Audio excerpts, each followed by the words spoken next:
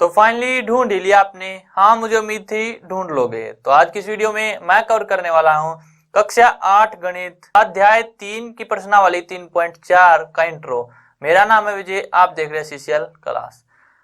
तो आज की वीडियो में हम क्या समझेंगे, समचतुर्भुज, आयत और वर्ग। तो सबसे पहले आते हैं समचतुर्भुज पे। समचतुर्भुज का मतलब क्या है कि जिसकी सारी भुजाएं क्या है, समान, यानी कि उनकी लंबाई क्या होगी, समान। पहली बात। तो पहला पॉइंट, इनकी जो लंबाई है सभी भुजाओं की वो क्या है, बराबर, यानी कि ए बी बराबर है बी सी, बराबर है सी डी, बराबर है ए डी। दूसरा पॉइंट कि जो इसके विकर्ण होंगे वो क्या होंगे, लंबवत, यानी कि जो ये कोण होगा हमारे पास, ये सभी कोण क्या होंगे, 90 डिग्री के। यानी कि जो सारे कोण है वो आप दो कोण है वो क्या होंगे, लंबवत होंगे। तो विकर्ण क्या होंगे, लंबवत। दूसरा पॉइंट। तीसरा पॉइंट, द्विभाजक होंगे, यानी कि जो ये लंबाई है और ये लंबाई बराबर, ये लंबाई और ये लंबाई बराबर होगी। तो यही तीन क्या इसमें मेन पॉइंट है। अब देखते हैं आयत। आयत में जो आमने सामने की भुजाएं है वो क्या होंगी, बराबर, यानी कि ई एफ बराबर होगा जी एच के और एफ जी बराबर होगा ई एच के। दूसरा पॉइंट, जो सभी कोण है वो कितने के होंगे, 90 डिग्री के, यानी कि सभी साइड्स आपस में क्या है, लंबवत, तो सभी कोण 90 डिग्री के। तीसरी बात, जो ये विकर्ण आएंगे हमारे पास,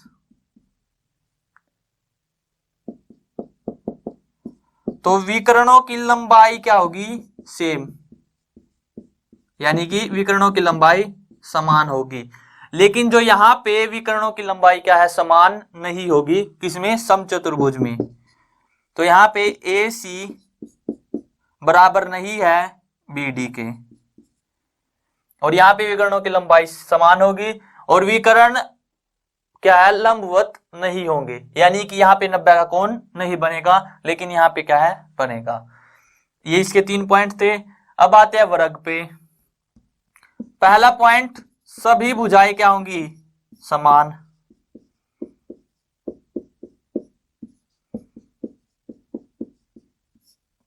दूसरा, सभी कोण 90 के।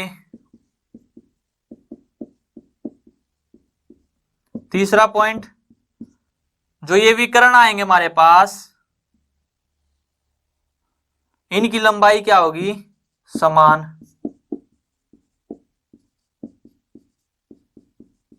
चौथा पॉइंट, विकर्ण क्या होंगे, लंबवत, यानी कि विकर्णों के बीच जो कोण बनेगा वो कितने का होगा, 90 का, यानी कि यहां पे कितने कोण बनेगा, 90 का। और द्विभाजक तो सभी में होंगे। देखो ये द्विभाजक, ये यहाँ पे देखो, ये लंबाई और ये लंबाई क्या है, बराबर, ये लंबाई और ये लंबाई बराबर, क्योंकि अगर विकर्ण समान है तो वो द्विभाज करेंगे तो वो चार जो पार्ट आएंगे वो भी क्या होंगे, बराबर।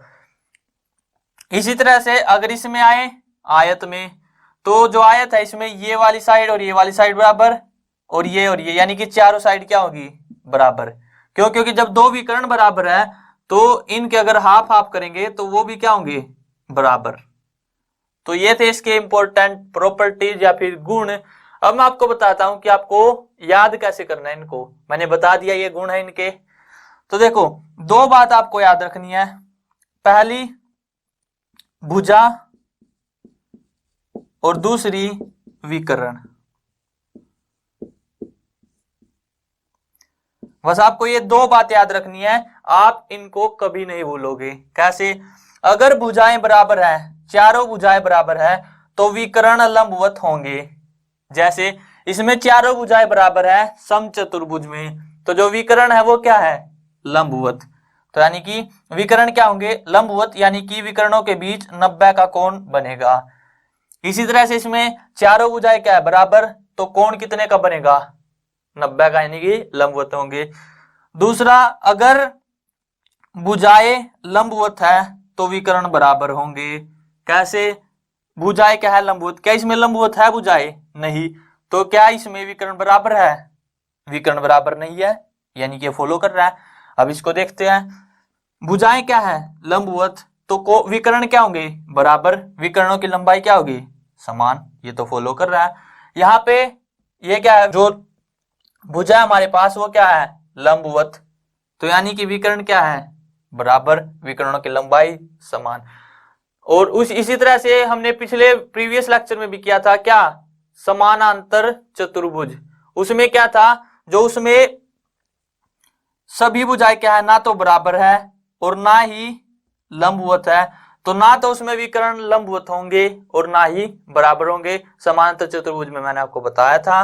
तो बस आपको ये याद रखना है कि अगर भुजाएं चारों भुजाएं बराबर है तो विकर्ण लंबवत होंगे, और अगर चारों भुजाएं लंबवत है तो विकर्ण बराबर होंगे। इससे बाहर आपका इस चैप्टर में कुछ नहीं आएगा। बस आपको ये 2 पॉइंट याद रखने हैं। कौन से? पहला पॉइंट, अगर भुजाएं चारों भुजाएं बराबर है। किसमें चारों भुजाएं बराबर? समचतुर्भुज में। ये हमारे पास समचतुर्भुज। और दूसरा वर्ग में। तो जो इनके विकर्ण है वो लंबवत होंगे। पहला पॉइंट। दूसरा पॉइंट, अगर भुजाएं लंबवत है, किस किस में भुजाएं लंबवत? आयत में और वर्ग में। तो जो इनके विकर्ण है वो बराबर होंगे। और तीसरा पॉइंट तो सभी में कॉमन है, चाहे वो समानांतर चतुर्भुज हो, चाहे वो समचतुर्भुज, चाहे आयत, चाहे वर्ग। वो क्या हमारे पास कि जो विकर्ण है वो द्विभाजक है। तीसरा पॉइंट आप सभी में कॉमन लिख सकते हो क्या? कि जो विकर्ण है वो क्या है? द्विभाजक। यानी कि जहां जिस पॉइंट पे वो मिलते हैं, यहां पे मिले, मान लीजिए ये O, तो इससे इस पॉइंट की दूरी और उसके अपोजिट यानी कि उल्टे की दूरी, दोनों दूरी क्या है? बराबर। आप कोई से में देख सकते हो, यहाँ पे O से H बराबर है किसके? OF के।